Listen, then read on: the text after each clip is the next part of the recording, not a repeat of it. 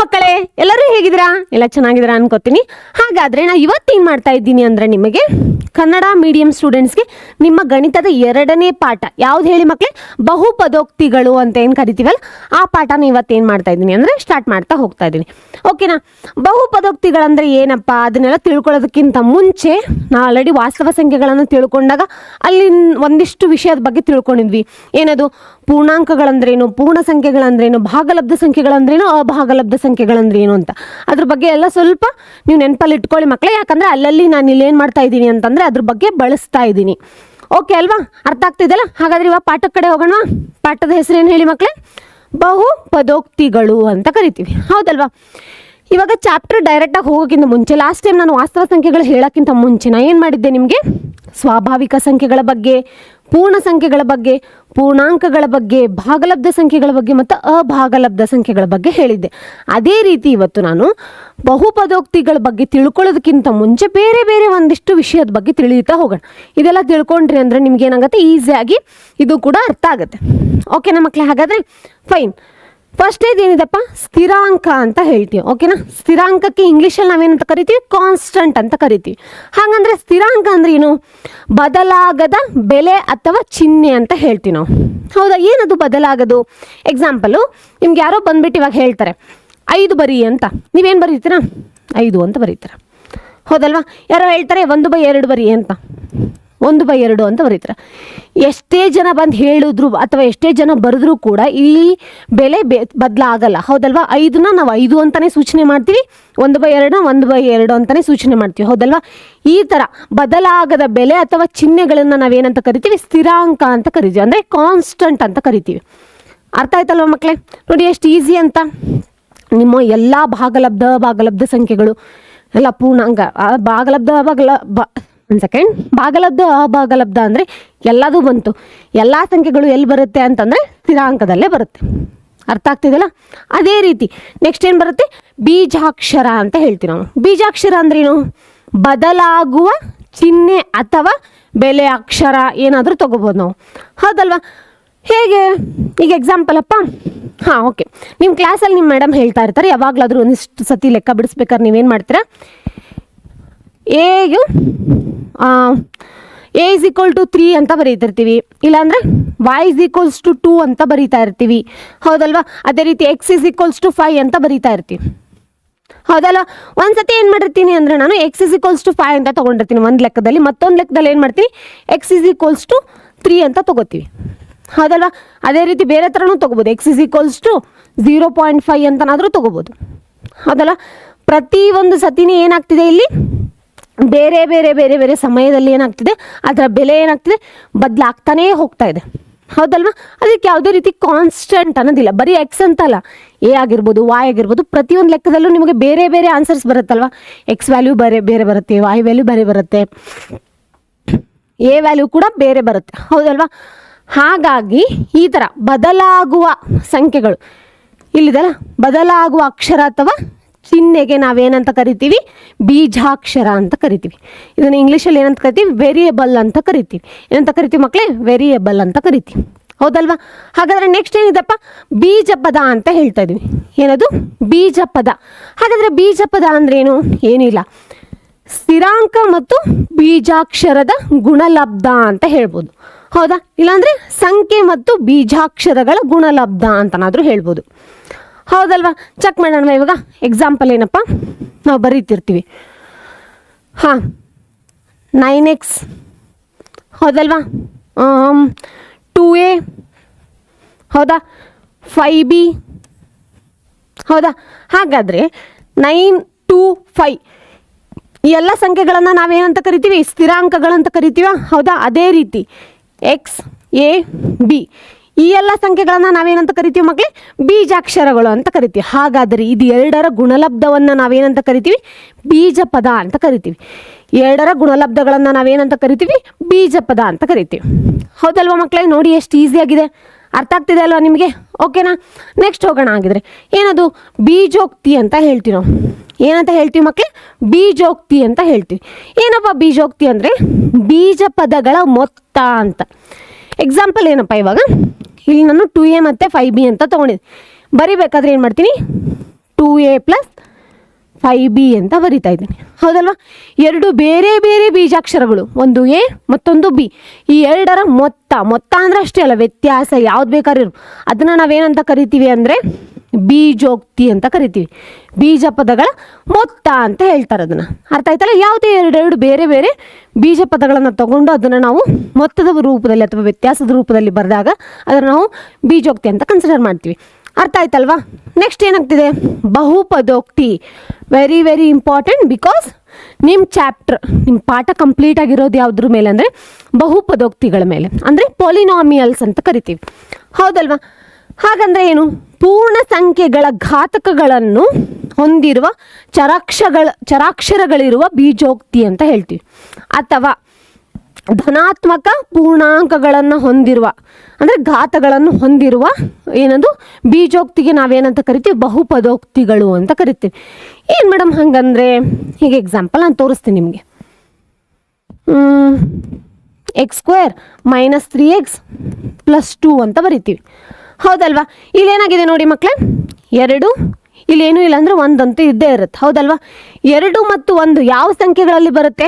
ಒಂದು ಪೂರ್ಣಾಂಕಗಳಲ್ಲಿ ಬರುತ್ತೆ, ಅಥವಾ ಪೂರ್ಣಾಂಕಗಳಲ್ಲೂ ಏನು ಧನಾತ್ಮಕ ಪೂರ್ಣಾಂಕಗಳು, ಹೌದಲ್ವಾ? ಪಾಸಿಟಿವ್ ನಂಬರ್ಸ್ ಇದೆ ಅಲ್ವಾ ಅಲ್ಲಿ, ಅದೇ ರೀತಿ ಅಥವಾ ಪೂರ್ಣ ಸಂಖ್ಯೆಗಳು ಅಂತ ಹೇಳ್ಬೋದು ನಾವು, ಆ ರೂಪದಲ್ಲಿ ಬಂದಿದೆ. ಸೊ ಈ ಥರ ಬರುವಂಥ ಎಲ್ಲ ಸಂಖ್ಯೆಗಳನ್ನು ನಾವೇನಂತ ಕರಿತೀವಿ?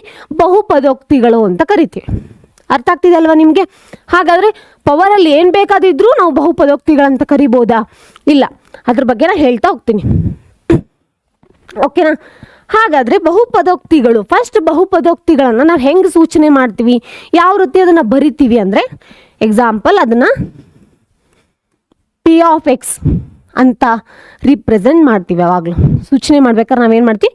p(x) ಅಂತ ಹೇಳ್ತೀವಿ. ಈಗ ವೋಲ್ಟೇಜ್ನ ನೀವು ಹೆಂಗೆ v ಅಂತ ರಿಪ್ರೆಸೆಂಟ್ ಮಾಡ್ತಿರಲ್ಲ, ಅದೇ ರೀತಿ ಬಹುಪದೋಕ್ತಿಗಳು ಅಂದರೆ ಪೊಲಿನಾಮಿಯಲ್ಸ್ನ p(x) ಅಂತ ರಿಪ್ರೆಸೆಂಟ್ ಮಾಡ್ತೀವಿ, ಹೌದಾ? ಹಾಗಾದರೆ p(x) = ಅಲ್ಲೇ ಬರ್ದಿದ್ನಲ್ಲ, x² - 3x + 2 ಅಂತ ತಗೊಂಡೆ. ಇಲ್ಲೇನಾಯ್ತು ಹೇಳಿ ಮಕ್ಕಳೇ? 2 ಮತ್ತೇನಿಲ್ಲ ಅಂದರೆ 1 ಅಂತೂ ಇದ್ದೇ ಇರುತ್ತೆ. 2 ಮತ್ತು 1 ಅನ್ನೋದೇನು ಧನಾತ್ಮಕ ಪೂರ್ಣಾಂಕಗಳು ಅಥವಾ ಪೂರ್ಣ ಸಂಖ್ಯೆಗಳು, ಹೌದಾ? ಹಾಗಾದರೆ ಇದನ್ನು ನಾವೇನಂತ ಕರಿಬೋದು? ಬಹುಪದೋಕ್ತಿ ಅಂತ ಕರಿಬೋದು, ಹೌದಲ್ವಾ? ಅದೇ ರೀತಿ ಇನ್ನೊಂದು ಎಕ್ಸಾಂಪಲ್ ತಗೋತೀನಿ ನಾನು. ಏನಪ್ಪ? 3√x - 2 ಅಂತ ತಗೊಂಡೆ. ಹಾಗಾದರೆ 3√x ನಾವು ಯಾವ ರೀತಿ ಬರಿಬೋದು ಮಕ್ಕಳೇ? 3x ರೂಟ್ನ 1/2 ಅಂತ ಬರಿತೀವಿ ನಾವು ಪವರಲ್ಲಿ ಬರಿಬೇಕಾದ್ರೆ, ಹೌದಾ? ಡಿಗ್ರಿಯಲ್ಲಿ ಬರಿಬೇಕಾದ್ರೆ ಏನು ಮಾಡ್ತೀವಿ? 1/2 ಅಂತ ಬರಿತೀವಿ, -2 ಅಂತ ಬರಿತೀವಿ, ಹೌದಾ? ಹಾಗಾದರೆ 1/2 ಏನಾದರೂ ಅಕಸ್ಮಾತ್ ಪೂರ್ಣಾಂಕಗಳಲ್ಲಿ ಬರುತ್ತಾ ಅಂತ ಕೇಳ್ತಾ ಇದ್ವಿ. 1/2 ಯಾವುದ್ರಲ್ಲಿ ಬರುತ್ತೆ ಮಕ್ಕಳೇ? ಭಾಗಲಬ್ಧ ಸಂಖ್ಯೆಗಳಲ್ಲಿ ಬರುತ್ತೆ, ಹೌದಲ್ವಾ? ಅಂದರೆ ರ್ಯಾಷನಲ್ ನಂಬರ್ಸಲ್ಲಿ ಬರುತ್ತೆ. ಹಾಗಾಗಿ ಇದನ್ನು ನಾವೇನಂತ ಕರೆಯಲ್ಲ, ನಾವು ಬಹುಪದೋಕ್ತಿಗಳು. ಅದರಲ್ಲಿ ಯಾವುದೇ ರೀತಿ ರೂಟ್ ಸಂಖ್ಯೆಗಳನ್ನು ನಾವು ಕನ್ಸಿಡರ್ ಮಾಡಲ್ಲ.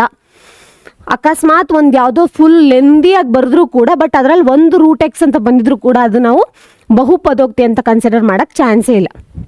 ಅರ್ಥ ಆಗ್ತಾ ಇದೆ ಅಲ್ವಾ? ಅದೇ ರೀತಿ ನೆಕ್ಸ್ಟ್ ಇನ್ನೊಂದೇನು ಬರುತ್ತಪ್ಪ ಎಕ್ಸಾಂಪಲು? ಹಾಂ, x⁵ - 5 - x⁴ - 3x⁴ - 2 - 5 ಅಂತ ತಗೋತೀನಿ ನಾನು, ಹೌದಲ್ವಾ? ಇದನ್ನು ಹೇಳಿ ನೋಡೋಣ, ಇದು ಬಹುಪದೋಕ್ತಿ ಹೌದೋ ಅಲ್ವೋ ಅಂತ. 5 ಇದೆ, ನೀವು ಒಂದನೇದು ನೋಡ್ಬಿಟ್ಟು 5 ಇದೆಯಲ್ಲ, ಹಾಗಾದರೆ ಇದು ಬಹುಪದೋಕ್ತಿ ಆಗೋಗುತ್ತೆ, ಪಾಸಿಟಿವ್ ಆಗಿದೆ. ಇಲ್ಲ, 5 4, ಬಟ್ ಇಲ್ಲೇನಿದೆ ಹೇಳಿ ಮಕ್ಕಳೇ ನೋಡೋಣ? -2 ಅಂತ ಹೇಳಿದೆ. ನಾನು ಆವಾಗಲೇ ಏನು ಹೇಳಿದೆ? ಧನಾತ್ಮಕ ಪೂರ್ಣಾಂಕಗಳು ಅಂತ ಹೇಳಿದೆ, ಬಟ್ ಇದಿರೋದು ಋಣಾತ್ಮಕ ಪೂರ್ಣಾಂಕ, ಹೌದಲ್ವಾ? ಹಾಗಾದರೆ -2 ಅನ್ನೋದು ಯಾವಾಗಲೂ ಏನಾಗುತ್ತೆ?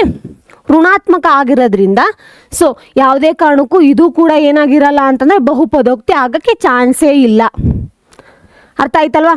ಒಂದು ಕಂಡೀಷನ್ ಏನು ಅಂತಂದರೆ ಯಾವುದೇ ರೀತಿ ದಶಮಾಂಶ ಅಥವಾ ಭಿನ್ನರಾಶಿ, ಸೊ ಅದಕ್ಕೆ ಹೇಳೋದು ಧನಾತ್ಮಕ ಪೂರ್ಣಾಂಕಗಳು ಮಾತ್ರ ಘಾತಕಗಳಲ್ಲಿ ಇತ್ತು ಅಂದರೆ ಅದನ್ನು ನಾವೇನಂತ ಬಹುಪದೋಕ್ತಿ ಅಂತ ಕರಿತೀವಿ ಅಂತ ಹೇಳಿದ್ದು. ಅರ್ಥ ಆಗ್ತಿದೆ ಅಲ್ವಾ ಮಕ್ಕಳೇನು? ನಿಮ್ಗೆ ಎಷ್ಟು ಈಸಿಯಾಗಿ ಹೇಳಿದ್ದೀನಿ ನಾನು ಅಂದರೆ ವೆರಿ ವೆರಿ ಸಿಂಪಲ್.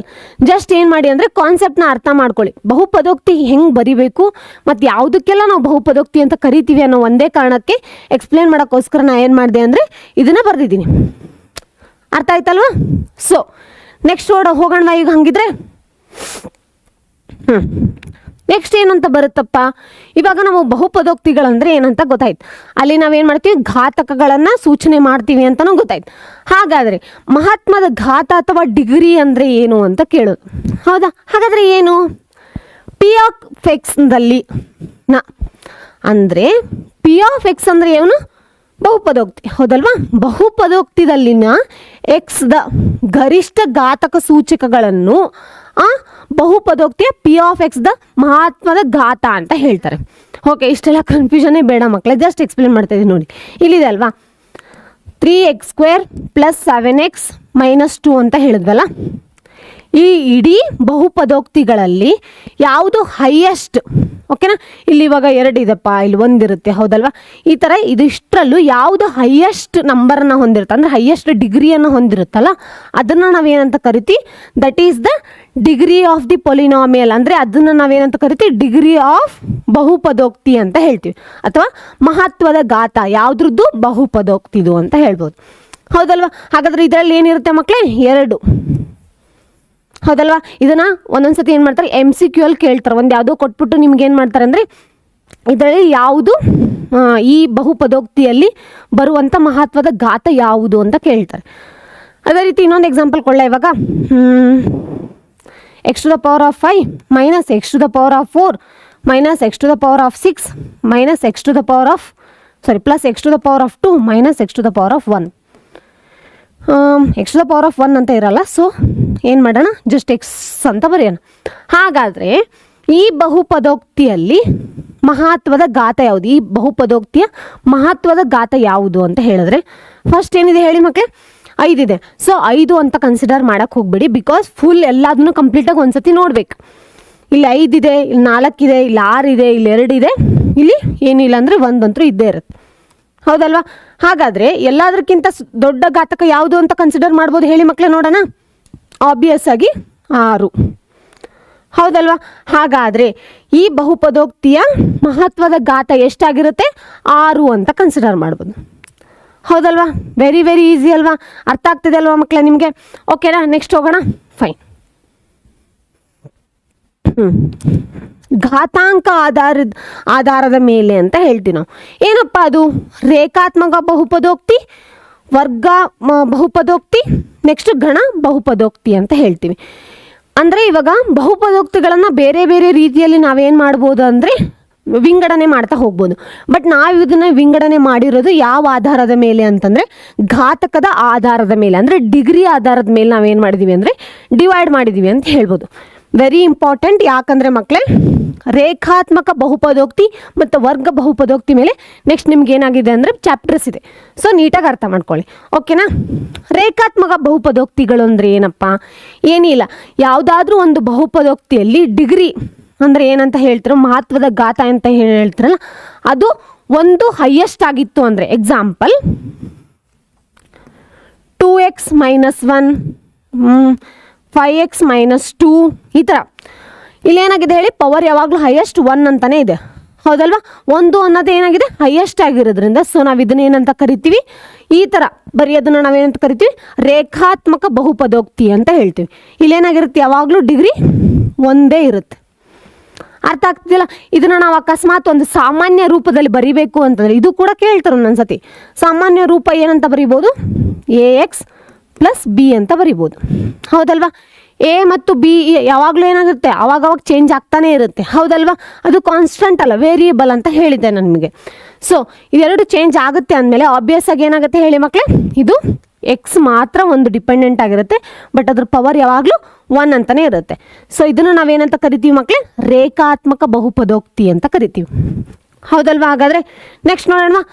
ವರ್ಗ ಬಹುಪದೋಕ್ತಿ ಅಂತಂದರೆ ಏನಿಲ್ಲ, ಇಲ್ಲಿ ಮಹತ್ವದ ಘಾತ ಅಥವಾ ಡಿಗ್ರಿ ಯಾವಾಗಲೂ ಏನಾಗಿರುತ್ತೆ ಅಂದರೆ 2 ಆಗಿರುತ್ತೆ ಅಂತ ಹೇಳ್ಬೋದು. ವರ್ಗ ಅಂದರೆ ನಿಮ್ಗೆ ಗೊತ್ತಲ್ಲ, ವರ್ಗಗಳು ವರ್ಗಮೂಲಗಳು ಅಂತ ಹೇಳ್ತಿರ್ತೀವಲ್ವ ನಾವು. ಸೊ ಏನಂತ ಹೇಳ್ಬೋದು ಇವಾಗ? x² - 5x + 1 ಈ ಥರನಾದರೂ ಬರಿತೀವಿ. ಇಲ್ಲ ಕೆಲವೊಂದು ಸತಿ 3x² - 5 ಅಂತನಾದರೂ ಬರಿಬೋದು. ಹೌದಲ್ವಾ? ಈ ಥರ ಇದರಲ್ಲಿ ಏನಾಗಿದೆ ಹೇಳಿ, ಇದ್ರದ್ದು ಡಿಗ್ರಿ ಯಾವಾಗಲೂ ಏನಾಗಿರುತ್ತೆ 2 ಇಸ್ ದ ಹೈಯೆಸ್ಟ್ ಆಗಿರುತ್ತೆ. ಸೊ ಇಂಥದನ್ನ ನಾವೇನಂತ ಕರಿತೀವಿ, ವರ್ಗ ಬಹುಪದೋಕ್ತಿಗಳು ಅಂತ ಕರಿತೀವಿ. ಹೌದಲ್ವಾ?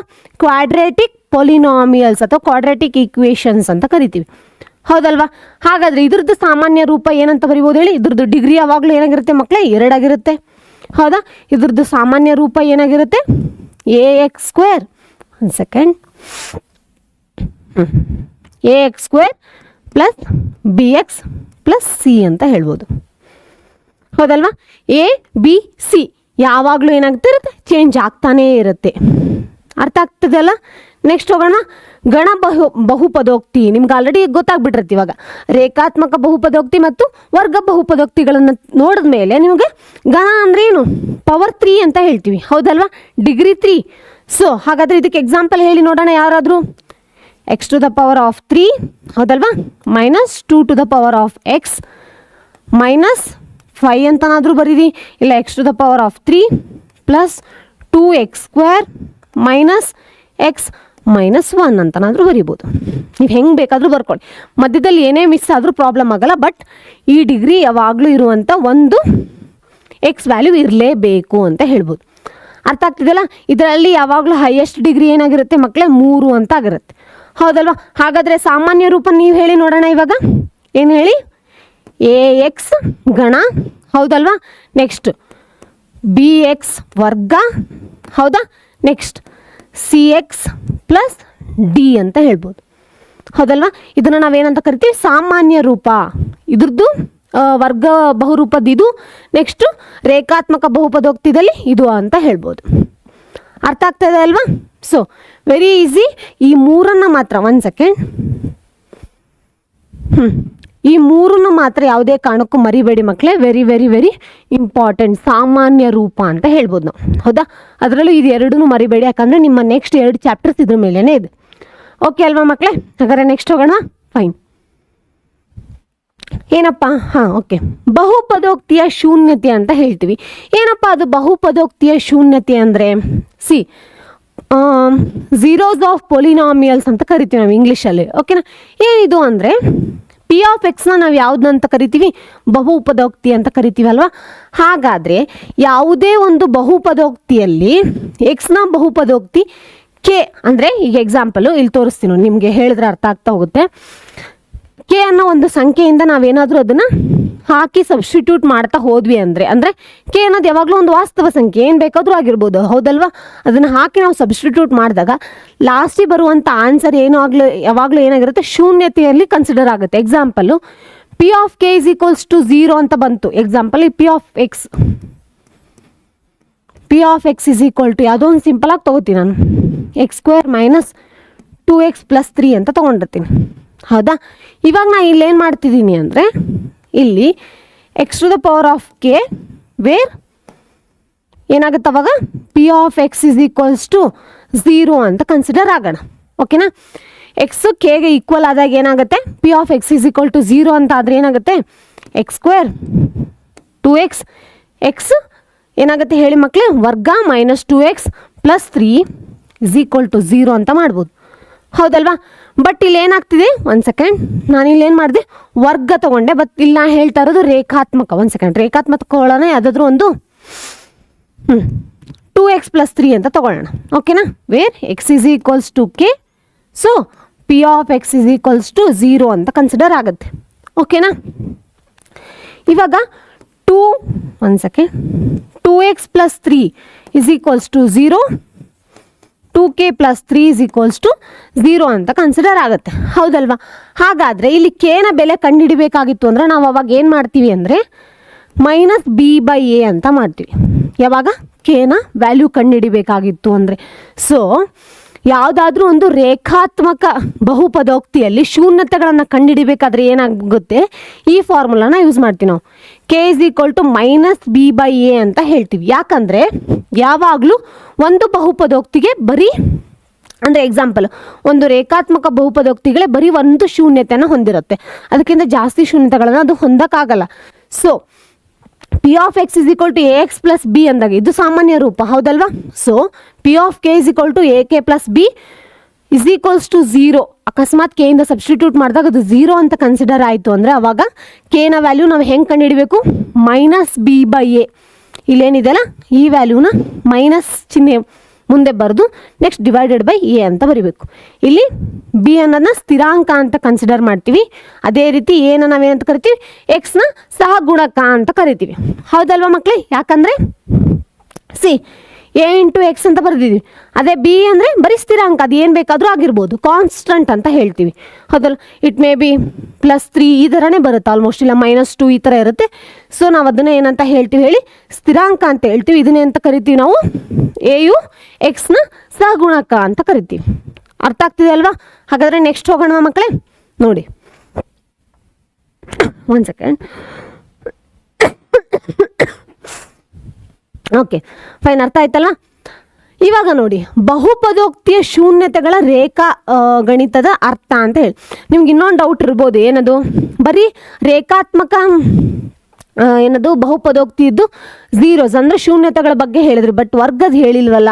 ನೆಕ್ಸ್ಟ್ ಸ್ಲೈಡ್ಸ್ ಇದೆ ಮಕ್ಕಳ, ಅಲ್ಲಿ ಹೇಳಬೇಕಾದ್ರೆ ನಿಮಗೆ ಅಂದರೆ ಘಾತಕಗಳಿಗೂ ಮತ್ತು ಅಂದರೆ ಡಿಗ್ರಿ ಅಂತ ಏನು ಕರಿತೀವಲ್ಲ ಅದಕ್ಕೂ ಮತ್ತು ಶೂನ್ಯತೆಗಳಿಗೆ ಇರುವಂಥ ಒಂದು ರಿಲೇಷನ್ ಸಂಬಂಧದ ಬಗ್ಗೆನೂ ಹೇಳ್ಕೊಡ್ತೀನಿ. ಓಕೆನಾ? ಇಲ್ಲಿ ನೋಡಿ, ಬಹುಪದೋಕ್ತಿಯ ಶೂನ್ಯತೆಗಳನ್ನು ರೇಖಾತ್ಮಕ ಅರ್ಥ ಅಂತ ಹೇಳಿ ಅಂದರೆ ಗ್ರಾಫಲ್ಲಿ ಹೆಂಗೆ ರಿಪ್ರೆಸೆಂಟ್ ಮಾಡೋದು ಅಂತ ಹೇಳ್ತಾ ಇದ್ದಾರೆ. ಹೌದಲ್ವಾ? ಹಾಗಾದರೆ ಈಗ example, y = ax + 3 ax + b. ax + b ನ ನಾವೇನಂತ ಹೇಳಿದ್ವಿ? ಸಾಮಾನ್ಯ ರೂಪ. ಯಾವುದ್ರದ್ದು? ರೇಖಾತ್ಮಕ ಬಹುಪದೋಕ್ತಿದು. ಹೌದಲ್ವಾ? ಹಾಗಾದರೆ ಪ್ರತಿ ಸತಿ ನಾನು ಎಕ್ಸ್ದ ಬೆಲೆ ಚೇಂಜ್ ಮಾಡ್ತಾ ಹೋದಂಗೆ ನಮಗೇನಾಗುತ್ತೆ, ವಾಯ್ದ ಬೆಲೆ ಕೂಡ ಚೇಂಜ್ ಆಗ್ತಾ ಹೋಗುತ್ತೆ. ಹೌದಲ್ವಾ? ಬೇಕಾದ್ರೆ ಇಲ್ಲಿ ರಿಪ್ರೆಸೆಂಟ್ ಮಾಡಿ ತೋರಿಸೋಣ. ಎಕ್ಸ್ನ ಏನಂತ ತೊಗೋತೀನಪ್ಪ, ಅಲ್ಲಿರೋದು ಬಿಟ್ಟು ತೊಗೊಳ್ಳ. ಫೈನ್, 2 ಅಂತ ತೊಗೊಳ್ಳೋಣ. ಓಕೆ, 2 ಇದೆ ಅಲ್ವಾ? 1 ಅಂತ ತೊಗೋತೀನಿ. ಎಕ್ಸ್ ಇದು ಯಾವಾಗಲೂ ಎಕ್ಸ್ ಆಗಿರುತ್ತೆ. ಕಾಣಿಸ್ತಾ ಇದೆ ಅಲ್ವಾ ನಿಮಗೆ? 1 ಸೆಕೆಂಡ್. ಹಾಂ, ಇದು ಎಕ್ಸ್, ಇದು ವೈ. ಹೌದಲ್ವಾ? ಹಾಗಾದರೆ ಇಲ್ಲಿ ಎಕ್ಸ್ ಅಂತ ಇದ್ದಾಗ ಇಲ್ಲಿ 1 ಅಂತ ಕನ್ಸಿಡರ್ ಮಾಡ್ತಿದ್ದೀನಿ. 1 ಅಂದಾಗ ಎಲ್ಲಿ ಟಚ್ ಆಗ್ತಾಯಿದೆ ಹೇಳಿ ಮಕ್ಕಳೇ? 5ಕ್ಕೆ ಟಚ್ ಆಗ್ತಾಯಿದೆ. ಹೌದಲ್ವಾ? ಹಾಗಾದರೆ ಅಕಸ್ಮಾತ್ x = 1 ಅಂತ ಬರೆದ್ವಿ ಅಂದರೆ ಆವಾಗ y = ಏನಂತ ಬರುತ್ತೆ? 5 ಅಂತ ಬರುತ್ತೆ. ಹೌದಲ್ವಾ? ಅದೇ ರೀತಿ ಬೇರೆ ಬೇರೆ ಬೇರೆ ಬೇರೆ ಒಂದೊಂದು ಪಾಯಿಂಟಲ್ಲಿ ನಾವೇನು ಮಾಡ್ಬೋದು ಅಂದರೆ ಬೇರೆ ಬೇರೆ ಬೇರೆ ಬೇರೆ ಶೂನ್ಯತೆಗಳನ್ನು ನಾವು ಪಡೀತಾ ಹೋಗ್ಬೋದು ಅಂತ ಹೇಳ್ಬೋದು. ಹೌದಲ್ವಾ? ಸೊ ಯಾವಾಗಲೂ ಏನಾಗಿರುತ್ತೆ, ಈ ಎಕ್ಸ್ ಮೇಲೇ ಏನಾಗಿರುತ್ತೆ ಅಂದರೆ ವೈನ ವ್ಯಾಲ್ಯೂ ಅಂದರೆ ಬಹುಪದೋಕ್ತಿಯ ಫೈನಲ್ ಔಟ್ಪುಟ್ ಏನಾಗಿರುತ್ತೆ ಅಂದರೆ ಶೂನ್ಯತೆ ಏನಾಗಿರುತ್ತೆ, ಡಿಪೆಂಡ್ ಆಗಿರುತ್ತೆ ಅಂತ ಹೇಳ್ಬೋದು. ಹೌದಲ್ವಾ? x = 0 ಅಕಸ್ಮಾತ್ y = 0 ಡೈರೆಕ್ಟಾಗಿ ನಾನು ಹೇಳ್ತಾ ಇದ್ದೀನಿ. ಇಲ್ಲಿ y ವ್ಯಾಲ್ಯೂ ಏನೂ ಇಲ್ಲವೇ ಇಲ್ಲ, ನಾನು ಡೈರೆಕ್ಟ್ 0 ಇದೆ ಅಂತ ಅಂದಾಗ ಆವಾಗ ಏನು ಮಾಡ್ತೀವಿ ಅಂದರೆ ಇಲ್ಲಿ y ಅನ್ನೋದು ಯಾವಾಗಲೂ ಏನಂದರೆ ಬಹುಪದೋಕ್ತಿ. p(x) ನಾವೇನಂತ ಮಾಡಿದ್ವಿ? y ಅಂತ ಕನ್ಸಿಡರ್ ಮಾಡಿದ್ವಿ. ಹೌದಲ್ವಾ? ಅಕಸ್ಮಾತ್ ಇದು ಡೈರೆಕ್ಟಾಗಿ 0 ಇದೆ ಅಂತ ಅಂದಾಗ ನಾವೇನು ಮಾಡಿದ್ವಿ? ಯಾವಾಗಲೇ ಕೆಗೆ ಒಂದು ಫಾರ್ಮುಲಾ ಯೂಸ್ ಮಾಡಿದ್ವಲ್ವಾ? ಏನದು? -b/a. ಅದನ್ನು ಯೂಸ್ ಮಾಡ್ತೀವಿ ಅವಾಗ. ಓಕೆನಾ? ಹಾಗಾದರೆ ಏನಾಗುತ್ತಪ್ಪ, ಇವಾಗ 2x + 3 ಅಂತ ಇತ್ತು. ಹೌದಾ? ನಾ ಇದನ್ನು = 0 ಅಂತ ಮಾಡಿದೆ. ಆವಾಗ ಎಕ್ಸ್ನ ಬೆಲೆ ಏನಾಗುತ್ತೆ ಹೇಳಿ ಮಕ್ಕಳೇ ನೋಡೋಣ? x = -b/a ಅಂತ ಆಗುತ್ತೆ. ಹೌದಾ? ಬಿ ವ್ಯಾಲ್ಯೂ ಏನಿದೆ ಹೇಳಿ ನೋಡೋಣ? ಇದು ax + b. ಸೊ ಬಿ ಅಂದರೆ ಏನಾಗುತ್ತೆ? ಇಲ್ಲಿ 3 ಇದೆ, ಇಲ್ಲಿ ಮೈನಸ್ ಇದೆ. ಸೊ -3 ಡಿವೈಡೆಡ್ ಬೈ a ಅಂದರೆ 2. ಹೌದಲ್ವಾ? ಎಕ್ಸ್ನ ಬೆಲೆ ಏನಾಗಿರುತ್ತೆ? -3/2 ಅಂತ ಹೇಳ್ಬೋದು. ಹೌದಲ್ವಾ? y = 0 ಆದಾಗ ಎಕ್ಸ್ನ ಬೆಲೆ -3/2 ಆಗುತ್ತದೆ ಅಂತ ಹೇಳಿದ್ವಿ. ಹೌದಲ್ವಾ? ರೇಖೆಯು ಇಲ್ಲಿ ರೇ ಅನ್ನೋದು ಹೋಗಿದೆ. ರೇಖೆಯು ಎಕ್ಸ್ ಅಕ್ಷಯವನ್ನು ಛೇದಿಸುತ್ತದೆ ಅಂತ ಹೇಳ್ತಾ ಇದ್ದಾರೆ. ಹೌದಲ್ವಾ? ಇಲ್ಲಿ ನೋಡಿ, ಎಕ್ಸಾಕ್ಟಾಗಿ ಏನಾಗಿದೆ ಹೇಳಿ? ಎಕ್ಸ್ನ ಅಕ್ಷಯದ ಮುಖಾಂತರ ಏನಾಗಿದೆ?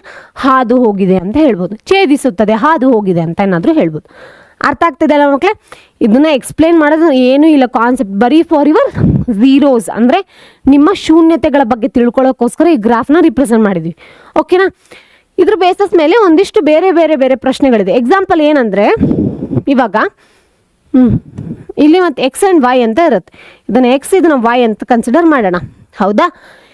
ಯಾವಾಗಲೂ ಕೇಳ್ತಾರೆ ಇವಾಗ ಎಷ್ಟು ಯಾವುದಾದ್ರೂ ಒಂದು ಈ ಥರ ಗ್ರಾಫ್ನ ಕೊಟ್ಬಿಟ್ಟು ನಿಮ್ಗೇನು ಮಾಡ್ತಾರೆ ಅಂದರೆ ಇದರಲ್ಲಿ ಎಷ್ಟು ಬಹುಪದೋಕ್ತಿಗಳು ಅಂದರೆ ಅಕಸ್ಮಾತ್ ರೇಖಾತ್ಮಕ ಬಹುಪದೋಕ್ತಿನ ಅಥವಾ ವರ್ಗನ ಗಣನ ಅಂತ ಕೇಳಿದಾಗ ಅದು ಯಾವಾಗಲೂ ಹೆಂಗೆ ಡಿಪೆಂಡ್ ಆಗಿರುತ್ತೆ ಅಂದರೆ ಈ ಎಕ್ಸ್ ಅಕ್ಷೆಯನ್ನು ಎಷ್ಟು ಸತಿ ಅದು ಟಚ್ ಮಾಡಿ ಹೋಗುತ್ತಲ್ಲ ಒಂದು ಯಾವುದಾದ್ರೂ ಲೈನ್, ಎಕ್ಸಾಂಪಲ್ ಹಿಂಗೆ ಈ ಥರ ಹೋಗಿತ್ತು ಅಂದರೆ ಎಕ್ಸ್ ಅಕ್ಷೆನ ಎಷ್ಟು ಸತಿ ಟಚ್ ಮಾಡಿದೆ ನೋಡೋಣ ಇಲ್ಲಿ. ಒಂದು ಸೆಕೆಂಡ್, ಇಲ್ಲಿ ನೋಡಿ, ಇಲ್ಲಿ 1, ಇಲ್ಲಿ 2, ಇಲ್ಲಿ 3, ಇಲ್ಲಿ 4. ಬರೀ ಎಕ್ಸ್ ಅಕ್ಷಯ ಮಾತ್ರ. ವೈ ಅಕ್ಷಯನ ಟಚ್ ಮಾಡಿದ್ರು ಕೂಡ ನಾವೇನು ಮಾಡಲ್ಲ, ಕೌಂಟ್ ಮಾಡೋಂಗಿಲ್ಲ. ಬಿಕಾಸ್ ಈ ವೈ ಯಾವಾಗಲೂ ಯಾವುದ್ರ ಮೇಲೆ ಡಿಪೆಂಡ್ ಆಗಿರುತ್ತೆ ಮಕ್ಕಳೇ, ಎಕ್ಸ್ ಮೇಲೆ ಡಿಪೆಂಡ್ ಆಗಿರುತ್ತೆ. ಇಲ್ಲಿ ನೋಡಿದ್ರಿ y = 2x ಹೌದಲ್ವಾ, ಈ ಎಕ್ಸ್ ಏನು ಮಾಡಿದೆ ವೈ ಮೇಲೆ ಡಿಪೆಂಡ್ ಆಗಿದೆ. ಸೊ ಹಾಗಾಗಿ ಎಷ್ಟು ಸತಿ ಟಚ್ ಆಗಿರುತ್ತಲ್ಲ ಅಷ್ಟು ಏನದು ಡಿಗ್ರಿನ ಇದು ಹೊಂದಿರುತ್ತೆ ಅಂತ ಹೇಳ್ಬೋದು. ಓಕೆನಾ, ಘಾತಕದ ಅಂದರೆ ಡಿಗ್ರಿ ಅಂತ ಏನು ಹೇಳ್ತೀವಲ್ಲ ನಾವು, ಮಹತ್ವದ ಘಾತ ಅಷ್ಟು ಹೊಂದಿರುತ್ತೆ ಅಂತ. ಸೊ ನಿಮ್ಮದು ಅಭ್ಯಾಸ 2.1 ಇರೋದು ಇದೆ, ಬರೀ ಇರೋದು ಒಂದೇ ಒಂದು ಪ್ರಶ್ನೆ.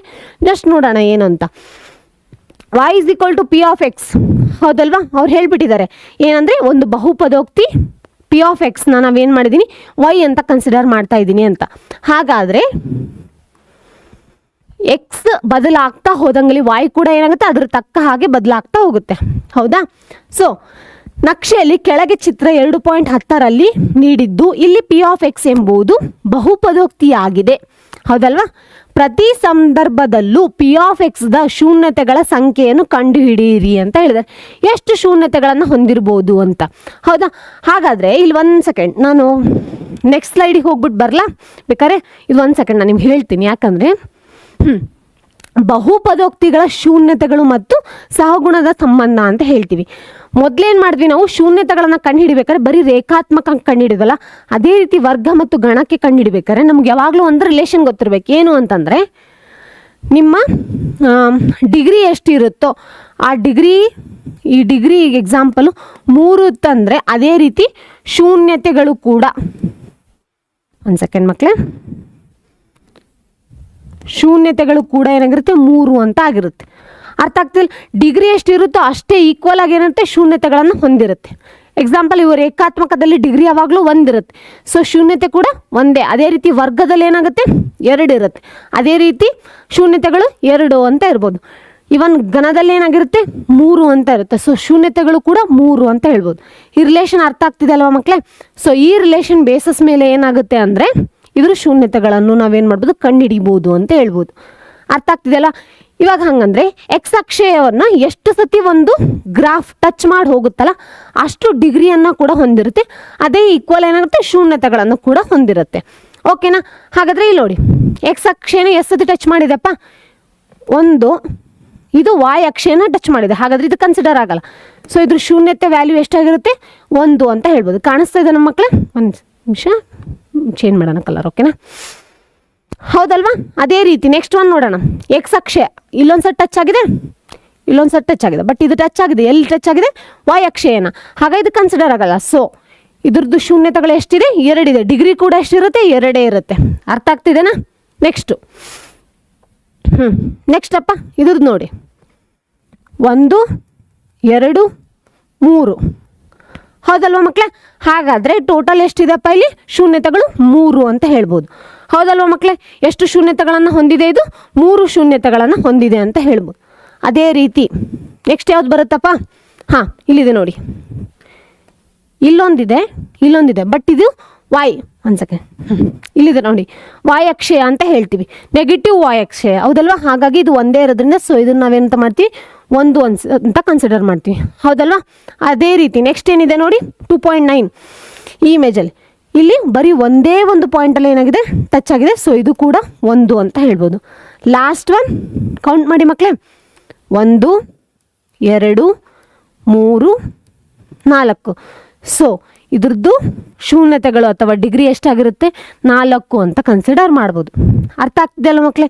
Very very easy. ನಿಮ್ಮ ಶೂನ್ಯತೆಗಳು ಎಷ್ಟಿರುತ್ತೋ ಅಂದರೆ ನಂಬರ್ ಆಫ್ ಝೀರೋಸ್ ಎಷ್ಟಿರುತ್ತೆ ಅಷ್ಟೇ ನಿಮ್ಮ ಡಿಗ್ರಿ ಕೂಡ ಇರುತ್ತೆ ಅಂತ ಹೇಳ್ಬೋದು, ಅಥವಾ ನಿಮ್ಮ ಡಿಗ್ರಿ ಎಷ್ಟಿರುತ್ತೋ ಅಷ್ಟೇ ಶೂನ್ಯತೆಗಳನ್ನು ಒಂದು ಬಹುಪದೋಕ್ತಿ ಹೊಂದಿರುತ್ತೆ ಅಂತ ಹೇಳ್ಬೋದು. ಅರ್ಥ ಆಗ್ತಿದೆಯಲ್ಲ? ನಿಮ್ಮ ಅಭ್ಯಾಸದಲ್ಲಿ ಅಂದರೆ ಫಸ್ಟ್ ಅಭ್ಯಾಸದಲ್ಲಿರುವಂಥ ಎಲ್ಲ ಕ್ವಶನ್ಸ್ ಇದು ಒಂದೇ ಕ್ವಶನ್ಸ್ ಇರೋದು, ಇದೇ ಟಾಪಿಕ್ ಮೇಲೇ ಇರೋದು. ಅರ್ಥ ಆಗ್ತಿದೆ ಅಲ್ವಾ? ಹಾಗಾದರೆ ಇದು ನೋಡೋಣ. ಇವಾಗ ನೋಡಿ, ಬಹುಪದೋಕ್ತಿಗಳ ಶೂನ್ಯತೆ ಮತ್ತು ಸಹಗುಣದ ಸಂಬಂಧ ಅಂತ ಹೇಳ್ತೀವಿ. ಅಲ್ಲಿ ಕೂಡ ನಾವೇನು ಮಾಡಿದ್ವಿ, ಶೂನ್ಯತೆಯನ್ನು ಕಂಡುಹಿಡಿಬೇಕಾಗಿತ್ತು ಅಂದರೆ ನಾವು ಹೆಂಗೆ ಕಂಡುಹಿಡಿದ್ವಪ್ಪ, -b/a ಅನ್ನೋ ಫಾರ್ಮುಲಾ ಯೂಸ್ ಮಾಡಿದ್ವಿ, ಹೌದಲ್ಲ. ಅದು ಬರೀ ಒಂದೇ ಒಂದು ಶೂನ್ಯತೆ ಇತ್ತು, ಸೊ ನಾವೇನು ಮಾಡಿದ್ವಿ, ಆ ಫಾರ್ಮುಲಾನ ಯೂಸ್ ಮಾಡಿದ್ವಿ. ಬಟ್ ಇಲ್ಲೇನಾಗ್ತಿದೆ ಅಂದರೆ 2 ಬರುತ್ತೆ, ಯಾಕಂದರೆ ಇಲ್ಲಿ ನಾವು ಕಂಡುಹಿಡಿತಾ ಇರೋದು ವರ್ಗ ಬಹುಪದೋಕ್ತಿ ಅಂತ ಹೇಳ್ತೀವಿ, ಹೌದಲ್ವಾ. ವರ್ಗ ಬಹುಪದೋಕ್ತಿ ಬಗ್ಗೆ ಕಂಡುಹಿಡಿಯೋದ್ರಿಂದ ಸೊ ax², ಹೌದಲ್ವಾ, ax ವರ್ಗ ಅಂತ ಇರೋದ್ರಿಂದ, ವರ್ಗ ಅಂದರೆ 2 ಅಂತ ಅರ್ಥ ಆಯ್ತು. ಅಲ್ಲಿಗೆ ಶೂನ್ಯತೆಗಳು ಕೂಡ ಎಷ್ಟಾಯಿತು ಮಕ್ಕಳೇ, 2 ಅಂತ ಆಯ್ತಲ್ಲ. ಸೊ ಇಲ್ಲಿ ಬೇರೆ ಬೇರೆ 2 ಶೂನ್ಯತೆಗಳು ಬರೋದ್ರಿಂದ ನಾವೇನು ಮಾಡೋದು, ಬೇರೆ ಫಾರ್ಮುಲಾಸ್ನ ಇದೆ, ಓಕೆನಾ. ವೆರಿ ವೆರಿ ಇಂಪಾರ್ಟೆಂಟ್, ಇವಾಗಲೇ ಹೇಳ್ತಾ ಇದ್ದೀನಿ, ತುಂಬಾ ಮುಖ್ಯ. ಯಾಕಂದರೆ ನಿಮ್ಮ ಫೈನಲ್ ಎಕ್ಸಾಮಲ್ಲಿ ಬರುವಂಥ 3 ಪ್ರಶ್ನೆ ಅಂದರೆ 3 ಅಂಕದ ಪ್ರಶ್ನೆ ಇಲ್ಲಿಂದಾನೇ ಬರುತ್ತೆ ಮಕ್ಕಳೇ. ಅರ್ಥ ಆಗ್ತಿದೆ ಅಲ್ವಾ ನಿಮಗೆ? ಹಾಗಾದರೆ ನೋಡೋಣ, ಶೂನ್ಯತೆಗಳ ಮೊತ್ತ ಅಂತ ಹೇಳ್ಬೋದು. ಯಾವುದಾದ್ರೂ 2 ಶೂನ್ಯತೆಗಳು ಬರುತ್ತೆ ಅಂತ ತಗೊಳ್ಳಿ. ಒಂದು ಶೂನ್ಯತನ ಅಲ್ಫಾ ಅಂತ ಮಾಡ್ತೀವಿ, ಇನ್ನೊಂದು ಶೂನ್ಯತನ ನಾವು ಬೀಟಾ ಅಂತ ಕನ್ಸಿಡರ್ ಮಾಡ್ತೀವಿ. ಅಲ್ಲಿ ಏನು ಕನ್ಸಿಡರ್ ಮಾಡ್ತಿರಲ್ಲ, ಡೈರೆಕ್ಟ್ x = k = ಅಂತ ತೊಗೊತೀವಿ. ಬಟ್ ಇಲ್ಲಿ ಏನು ಮಾಡ್ತೀವಿ, ಒಂದು ಶೂನ್ಯತನ ಅಲ್ಫಾ, ಇನ್ನೊಂದು ಶೂನ್ಯತನ ಬೀಟಾ ಅಂತ ಕನ್ಸಿಡರ್ ಮಾಡ್ತೀವಿ. ಈ ಶೂನ್ಯತೆಗಳ ಮೊತ್ತ ಯಾವಾಗಲೂ ಎಷ್ಟಿರಬೇಕು ಅಂದರೆ ಅಲ್ಫಾ ಪ್ಲಸ್ ಬೀಟಾ = -b/a ಅಂತ ಇರಬೇಕು. ಅರ್ಥ ಆಯ್ತಲ್ವಾ? ಅದಕ್ಕೆ ಯಾವಾಗಲೂ ಸಮಾನ ಆಗಿರಬೇಕು. ಕ್ರಾಸ್ ಚೆಕ್ ಮಾಡ್ಬೇಕಾದ್ರೆ ಗೊತ್ತಾಗುತ್ತೆ ನಿಮಗೆ, ಓಕೆನಾ. ಅಂದರೆ ಎಕ್ಸ್ನ ಸಹಗುಣಕ, ಹೌದಲ್ಲ, ಅದೇ ರೀತಿ x² ಸಹಗುಣಕ, ಎಕ್ಸ್ ವರ್ಗದ ಸಹಗುಣಕ ಅಂತ ಹೇಳ್ತೀವಿ. ಅಂದರೆ ಬಿ ಅನ್ನೋದು ಯಾವಾಗಲೂ ಏನಿದೆ ನೋಡಿ, ಎಕ್ಸ್ನ ಸಹಗುಣಕ ಇದೆ ಅಲ್ವಾ. ಅದೇ ರೀತಿ ಎ ಅಂದರೆ ಏನು ಹೇಳಿ ಮಕ್ಕಳೇ ನೋಡೋಣ, x² ಸಹಗುಣಕ ಅಂತ ಹೇಳ್ತೀವಿ. ಅರ್ಥ ಆಯ್ತಲ್ಲ? ಅದೇ ರೀತಿ ಶೂನ್ಯತೆಗಳ ಮೊತ್ತ ಥರ ಶೂನ್ಯತೆಗಳ ಗುಣಲಬ್ಧ ಅಂತ ಹೇಳ್ತೀವಿ. ಶೂನ್ಯತೆಗಳ ಗುಣಲಬ್ಧವನ್ನು ಹೆಂಗೆ ಕನ್ಸಿಡರ್ ಮಾಡ್ತೀವಪ್ಪ, c/a ಅಂತ ಮಾಡ್ತೀವಿ. c/a, ಸಿ ಅಂದ್ರೇನು, ಸ್ಥಿರಾಂಕ, ಹೌದಲ್ವ. ಲಾಸ್ಟ್ ಇದೆ ನೋಡಿ, ಇಲ್ಲಿ ಕಾನ್ಸ್ಟಂಟ್ ಅಂತ ಕರಿತೀವಿ, ಹೌದಲ್ವಾ. ಅದು ಡಿವೈಡೆಡ್ ಬೈ ಎ ಅಂದ್ರೇನು, ಅವಾಗಲೇ ನೀವು ನೋಡಿದ್ರಿ ಇಲ್ಲಿ, ಹೌದಾ, ಎಕ್ಸ್ ವರ್ಗದ ಸಹಗುಣಕ ಅಂತ ಹೇಳಿದ್ವಿ ನಾವು, ಹೌದಲ್ವ. ಸೊ ಇದನ್ನು ಮಾಡಿದಾಗ ನಮಗೇನಾಗಿರಬೇಕು, ಶೂನ್ಯತೆಗಳ ಗುಣಲಬ್ಧಕ್ಕೆ ಸಮಾನವಾಗಿರಬೇಕು ಅಂತ ಹೇಳ್ಬೋದು. ಅರ್ಥ ಆಗ್ತಿದೆಲ್ಲ ಮಕ್ಕಳಿಗೆ? Very easy. ನಾನು ನಿನ್ನೆ ನಿಮ್ಗೆ ಇಂಪಾರ್ಟೆಂಟ್ ಕ್ವಶನ್ಸ್ ಕೊಡಬೇಕಾದ್ರೂ ಕೂಡ ಹೇಳಿದ್ದೀನಿ, ಇದ್ರ ಟಾಪಿಕ್ ಮೇಲೇ ಕ್ವಶನ್ಸ್ ಒಂದಿಷ್ಟು ಸಾಲ್ವ್ ಕೂಡ ಮಾಡಿದ್ದೀನಿ, ಹೋಗ್ಬೇಕಾದ್ರೆ ಕ್ರಾಸ್ ಚೆಕ್ ಮಾಡಿ. ನಿಮ್ಮ ಎಕ್ಸಾಮ್ ಪಾಯಿಂಟ್ ಆಫ್ ಇಂದ ವೆರಿ ವೆರಿ ವೆರಿ ಇಂಪಾರ್ಟೆಂಟ್, ಓಕೆನಾ. ಇವಾಗ 2 ಕ್ವಶನ್ ಸಾಲ್ವ್ ಮಾಡೋಣ, ಹಾಗಿದ್ರೆ ಫೈನ್. ಈ ಕೆಳಗಿನ ವರ್ಗ ಬಹುಪದೋಕ್ತಿಗಳ ಶೂನ್ಯತೆಗಳನ್ನು ಕಂಡುಹಿಡಿಯಿರಿ ಹಾಗೂ ಶೂನ್ಯತೆಗಳು ಮತ್ತು ಸಹಗುಣಕಗಳ ನಡುವಿನ ಸಂಬಂಧವನ್ನು ತಾಳೆ ಮಾಡಿ ಅಂತ ಹೇಳಿದ್ದಾರೆ. ನೋಡೋಣ ಹಾಗಾದರೆ. ಫಸ್ಟ್ ಒಂದು ತಗೊಳ್ಳೋಣ, x² - 2x - 8, ಹೌದಲ್ವಾ. ನಿಮಗೆ ಶೂನ್ಯತೆಗಳನ್ನು ಹೆಂಗೆ ಕಂಡುಹಿಡಿಬೇಕಂತ ಗೊತ್ತಲ್ವಾ ಆಲ್ರೆಡಿ. 2 ಏನು ಮಾಡಬೇಕು, ಮಲ್ಟಿಪ್ಲೈ ಮಾಡಬೇಕು. ಅವಾಗ ಏನಾಗುತ್ತೆ, -8 × x² ಅಂದರೆ ಎಷ್ಟಾಗುತ್ತೆ, -8x². ಇದನ್ನು ಡಿವೈಡ್ ಮಾಡಬೇಕು. 8 ಯಾವ ಮಗ್ಗಿಲ್ ಬರುತ್ತೆ, 4ರ ಮಗ್ಗಿಲ್ ಬರುತ್ತೆ. ಸೊ 4x 2x, ಹೌದಲ್ವಾ. ಮಧ್ಯದ ಸಂಖ್ಯೆ ಏನಿರುತ್ತಲ್ಲ, ಈ ಚಿಹ್ನೆಯನ್ನು ಯಾವಾಗಲೂ ದೊಡ್ಡ ಸಂಖ್ಯೆಗೆ ಬರಿಬೇಕು. ಸೊ ಮೈನಸ್ × ಪ್ಲಸ್ ಅಂತ ಆಗುತ್ತೆ. ಇವಾಗ ಹೆಂಗೆ ಬರಿಬೋದು ನಾವು, x² - 4x, ಹೌದಲ್ವಾ, ಪ್ಲಸ್ 2x - 8 ಅಂತ ಹೇಳ್ಬೋದು, ಹೌದಲ್ವಾ. ಇದರಲ್ಲಿ ಏನು ಮಾಡೋಣ, ಎಕ್ಸ್ ಕಾಮನ್ ತೊಗೊಳ್ಳೋಣ, ಅವಾಗ ಏನಾಗುತ್ತೆ x - 4. ಇದರಲ್ಲಿ 2 ಕಾಮನ್ ತೊಗೊಳ್ಳೋಣ, ಅವಾಗ ಏನಾಗುತ್ತೆ x - 4, ಹೌದಲ್ವಾ. ಹಾಗಿದ್ರೆ x - 4 ಒಂದು ಕಡೆ ಆದರೆ x + 2 ಒಂದು ಕಡೆ. So x = 4 and x = -2. So ಇಲ್ಲೊಂದು ಶೂನ್ಯತೆ ಬಂತು, ಇಲ್ಲೊಂದು ಶೂನ್ಯತೆ ಬಂತು, ಹೌದಲ್ವಾ. ಸೊ ಆಲ್ಫಾ = 4, ಬೀಟಾ = -2, ಹೌದಲ್ವಾ. ಹಾಗಾದರೆ ಇವಾಗ ನಾವೇನು ಮಾಡಿದ್ವಿ, ಶೂನ್ಯತೆಗಳನ್ನ ಕಂಡುಹಿಡಿದ್ವಿ. ಇಲ್ಲಿ ಹೇಳಿದ್ರಲ್ಲ, ಶೂನ್ಯತೆಗಳನ್ನು ಕಂಡುಹಿಡಿಯಿರಿ ಮಾಡಿದ್ವಿ. ಮುಂದೇನು ಹೇಳಿದರೆ, ಹಾಗೂ ಶೂನ್ಯತೆಗಳನ್ನು ಮತ್ತು ಸಹಗುಣಕಗಳ ನಡುವಿನ ಸಂಬಂಧವನ್ನು ತಾಳೆ ಮಾಡಿ ಅಂತ ಹೇಳಿದ್ದಾರೆ. ಹಾಗಾದರೆ ಆಲ್ಫಾ ಪ್ಲಸ್ ಬೀಟಾ = ಏನಂತ ಹೇಳಿ ಮಕ್ಕಳೇ ನೋಡೋಣ, -b/a ಅಂತ ಹೇಳ್ತಿದ್ವಾ, ಹೌದಲ್ವಾ. ಆವಾಗಲೇ ಹೇಳಿದ್ನಲ್ಲ ನಾನು, ಅದೇ ರೀತಿ. ಹಾಗಾದರೆ ಬಿ ವ್ಯಾಲ್ಯೂ ಎಷ್ಟಿದೆ ನೋಡಿ, ಇಲ್ಲಿ ಬರ್ಕೊಳ್ಳ ಇನ್ನೊಂದು ಸತಿ. ಏನದು, x² - 2x - 8. ಹಾಗಾದರೆ a = 1, ಹೌದಾ, b = -2, c = -8, ಹೌದಲ್ವಾ. ಹಾಗಾದರೆ ಆಲ್ಫಾ ಅಂದರೆ 4, -2, 4 -2 is equals to minus b ಏನಿದೆ ಹೇಳಿ. ಫಸ್ಟು ಬಿ ಅಂದರೆ ಏನಿದೆ -2 ಅಂತ ಇದೆ, -2 ಬರ್ಕೋತೀನಿ, ಅದ್ರ ಹೊರಗಡೆ ಮೈನಸ್ ಇದೆ. So a is equals to 1. So minus into minus is equal to plus ಆಗುತ್ತೆ. ಸೊ 2 ಆಗುತ್ತೆ. ಇಲ್ಲಿ ಕೂಡ 4 - 2 2 ಇಸ್ ಈಕ್ವಲ್ಸ್ ಟು 2. ಈಕ್ವಲ್ ಆಯ್ತಲ್ವ ಮಕ್ಕಳೇ? ನೋಡಿ ಎಷ್ಟು ಈಸಿಯಾಗಿದೆ, ಹೌದಲ್ವಾ? 1 ಸೆಕೆಂಡ್. ಕಾಣಿಸ್ತಾ ಇದ್ದಾನೆ ನಿಮಗೆ? ನೋಡಿ ಅದೇ ರೀತಿ ನೆಕ್ಸ್ಟ್ ಒಂದು ಮಾಡೋಣ. ಇಲ್ಲಿ ಮಾಡಲಾ? ಏನಪ್ಪ ಅದು? Alpha into beta is equals to ಏನಂತ ಹೇಳಿದ್ವಿ ನಾವು? C/A, ಹೌದಲ್ವಾ? ಸ್ಥಿರಾಂಕ ಡಿವೈಡೆಡ್ ಬೈ ಎಕ್ಸ್ ವರ್ಗರ ಸಹಗುಣಕ ಅಂತ ಹೇಳಿದ್ವಿ, ಹೌದಲ್ವಾ? ಹಾಗಿದ್ರೆ ಆಲ್ಫಾ ಇಂಟು ಬೀಟಾ ಅಂದರೆ ಏನಾಗುತ್ತೆ? 4 ಇಂಟು -2, ಬೀಟಾ ಅಂದರೆ -2, ಇದೆಲ್ಲ -2 ಏನಾಗುತ್ತೆ? -8 ಅಂತ ಆಗುತ್ತೆ. ಈ ಕಡೆ ಸಿ ಅಂದರೆ ಏನು ಬಂದಿದೆ? -8 ಇದೆ. -8 ಡಿವೈಡೆಡ್ ಬೈ 1 ನಥಿಂಗ್ ಬಟ್ -8. ಇದು ಕೂಡ ಈಕ್ವಲ್ ಆಗ್ತಿದಲ್ವ ಮಕ್ಕಳೇ? ಇಲ್ಲಿ 2 = 2 ಬಂತು, ಇಲ್ಲಿ -8 = 8 ಬಂತು. ಇದನ್ನು ನಿಮಗೆ ಈ ಥರದ ಪ್ರಶ್ನೆಗಳನ್ನು ಏನು ಮಾಡ್ತಾರೆ ಅಂದರೆ ನಿಮ್ಮ ಎಕ್ಸಾಮಲ್ಲಿ 3 ಮಾರ್ಕ್ಸಿಗೆ ಕೇಳ್ತಾರೆ, ಹೌದಾ? ಯಾವುದೇ ಕಾರಣಕ್ಕೂ ಮಿಸ್ ಮಾಡೋಕ್ಕೆ ಹೋಗ್ಬಿಡಿ. ಕಂಪಲ್ಸರಿ ಈ ಕ್ವಶನ್ ಬಂದೇ ಬರುತ್ತೆ. ತುಂಬ ಚೆನ್ನಾಗಿ ಪ್ರಾಕ್ಟೀಸ್ ಮಾಡಿ ಮಕ್ಕಳೇ. ಅರ್ಥ ಆಯ್ತಲ್ವಾ? ನಿಮ್ಗೆ ಎಷ್ಟು ನೀಟಾಗಿ ಹೇಳಿದ್ದೀನಿ, ತುಂಬ ಚೆನ್ನಾಗಿ ಅರ್ಥ ಆಗಿರುತ್ತೆ ಅನ್ಕೋತೀನಿ. ಅಕಸ್ಮಾತ್ ಯಾವುದಾದ್ರೂ ಅರ್ಥ ಆಗಿಲ್ಲ, ಇಲ್ಲಿರೋ ಪ್ರಶ್ನೆಯಲ್ಲಿ ಯಾವುದಾದ್ರೂ ಸಾಲ್ವ್ ಮಾಡಬೇಕಾಗಿತ್ತು ಅಂದರೆ ಕಮೆಂಟ್ ಬಾಕ್ಸಲ್ಲಿ ಕಮೆಂಟ್ ಮಾಡಿರಿ. ಅದನ್ನು ನೆಕ್ಸ್ಟ್ ನಾನು ವೀಡಿಯೋ ಮಾಡಬೇಕಾದ್ರೆ ಅದನ್ನ ಸಾಲ್ವ್ ಮಾಡಿಬಿಟ್ಟು ನೆಕ್ಸ್ಟ್ ವೀಡಿಯೋಗೆ ಹೋಗ್ತೀನಿ. ಓಕೆನಾ ಮಕ್ಕಳೇ? ಹಾಗಾದರೆ ನೆಕ್ಸ್ಟ್ ಪ್ರಶ್ನೆಗೆ ಹೋಗೋಣ. ಫೈನ್. ಏನಿದು? ಈ ಕೆಳಗಿನವುಗಳಲ್ಲಿ ಕ್ರಮವಾಗಿ ಶೂನ್ಯತೆಗಳ ಮೊತ್ತ ಹಾಗೂ ಗುಣಲಬ್ಧವನ್ನಾಗಿ ಹೊಂದಿರುವ ವರ್ಗ ಬಹುಪದೋಕ್ತಿಯನ್ನು ಕಂಡುಹಿಡಿಯಿರಿ ಅಂತ ಹೇಳಿದ್ದಾರೆ. ಇಲ್ಲೇನು ಮಾಡಿದ್ದಾರೆ ಅಂದರೆ ಶೂನ್ಯತೆಗಳನ್ನು ಕೊಟ್ಟಿದ್ದಾರೆ. ಸೊ ಗುಣಲಬ್ಧಗಳನ್ನು ಅಂದರೆ ಈಗ ಇದು ಶೂನ್ಯತೆಗಳ ಮೊತ್ತ, ಇದು ಶೂನ್ಯತೆಗಳ ಮೊತ್ತ ಅಂತೆ, ಇದು ಗುಣಲಬ್ಧ ಅಂತೆ, ಹೌದಾ? ಇದು ಎರಡನ್ನೂ ಕೊಟ್ಬಿಟ್ಟು ಬಹುಪದೋಕ್ತಿಗಳನ್ನು ಕಂಡುಹಿಡಿಯಿರಿ ಅಂತ ಹೇಳಿದ್ದಾರೆ, ಹೌದಾ? Very very easy. ಹೆಂಗಪ್ಪ? Alpha plus beta is equals to 1/4, ಹೌದಲ್ವಾ? ಅದೇ ರೀತಿ alpha into beta is equals to -1, ಹೌದಾ? ಇದನ್ನು ಇಸ್ ಈಕ್ವಲ್ಸ್ ಟು ಏನಂತ ಬರಿಬೋದು ನಾವು? -B/A, ಈ ಕಡೆ C/A ಅಂತ ಬರಿಬೋದು, ಹೌದಲ್ವಾ? ಹಾಗಿದ್ರೆ ಫೈನಲಿ ಏನು ಬರುತ್ತೆ ಹೇಳಿ ನೋಡೋಣ ಮಕ್ಕಳೇ. ಎ ವ್ಯಾಲ್ಯೂ ಏನಾಗಿರುತ್ತಪ್ಪ ಇಲ್ಲಿ ಬಿ ಅಕಸ್ಮಾತ್ ಮೈನಸ್ ಇರೋದ್ರಿಂದ ಸೊ ಇಲ್ಲೇನಾಗಿರ್ಬೋದು? -1B ಆಗಿರ್ಬೋದು, ಹೌದಲ್ವಾ? ಎ ವ್ಯಾಲ್ಯೂ ಏನಾಗಿರುತ್ತೆ ಹೇಳಿ ಮಕ್ಕಳೇ? 4 ಅಂತ ಆಗಿರುತ್ತೆ. So a is equals to 4, b is equals to -1. C value ಕಂಡುಹಿಡಿಬೇಕು. ಬಟ್ ಸಿ ಏನಾಗಿದೆ? ಇಲ್ಲಿ -1 ಅಂತ ಬರೆದ್ಬಿಟ್ಟಿದ್ದಾರೆ. ಇಲ್ಲಿ ಆಲ್ರೆಡಿ 4 ಅಂತ ಇದೆ. ಸೊ ಇಲ್ಲೇನಾಗ್ಬೋದು? 4 ಡಿವೈಡೆಡ್ ಬೈ 4 ಅಂತ ಬರ್ಬೋದು, ಹೌದಲ್ವಾ? ಇದು ಕೂಡ ಮೈನಸ್ ಬಂದಿರೋದ್ರಿಂದ ಇಲ್ಲೇನಾಗಿರುತ್ತೆ? -4 ಅಂತ ಬಂದಿರುತ್ತೆ. ಸೊ 4 1 4 4 ಕ್ಯಾನ್ಸಲ್ ಆಗಿರುತ್ತೆ. ಸೊ ಲಾಸ್ಟಿಗೆ ಏನಿರುತ್ತೆ? ಸಿ ಇಸ್ ಈಕ್ವಲ್ಸ್ ಟು -4 ಅಂತ ಬಂದಿರುತ್ತೆ, ಹೌದಾ? ಲಾಸ್ಟಿಗೆ ಆನ್ಸರ್ ಏನು ಬರುತ್ತೆ ಹೇಳಿ ನೋಡೋಣ? ax² + bx + c ಅಂತ ಬರಿತೀವಿ. ಎ ವ್ಯಾಲ್ಯೂ ಏನು ಬಂದಿದೆ ನಮಗೆ? 4x², ಹೌದಲ್ವಾ? ಇದು -x -4 ಅಂತ ಹೇಳ್ಬೋದು. ಇದನ್ನ ನಾವೇನಂತ ಕರಿತೀವಿ? P(x) ಅಂದರೆ ಬಹುಪದೋಕ್ತಿ ಅಂತ ಕರಿತೀವಿ. ಅರ್ಥ ಆಗ್ತಿದೆಯಲ್ಲ ಮಕ್ಕಳೇ? ಬೇರೆ ಯಾವುದಾದ್ರೂ ಸಾಲ್ವ್ ಮಾಡೋಣ ಇದೇ ಥರ. ಒಂದು ಸೆಕೆಂಡ್.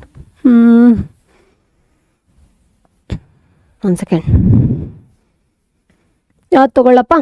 ಓಕೆ, ಇದು ತೊಗೊಳ್ಳ. Fine. Alpha plus beta is equals to -1/4, ಹೌದಲ್ವಾ? ಇದನ್ನು ನಾನು -B/A ಅಂತ ಹೇಳ್ತೀನಿ, ಹೌದಾ? ಅದೇ ರೀತಿ alpha into beta is equals to ಏನು ಬಂದಿದೆ? 1/4. ಸೊ ಏನಾಗುತ್ತೆ ಹೇಳಿ?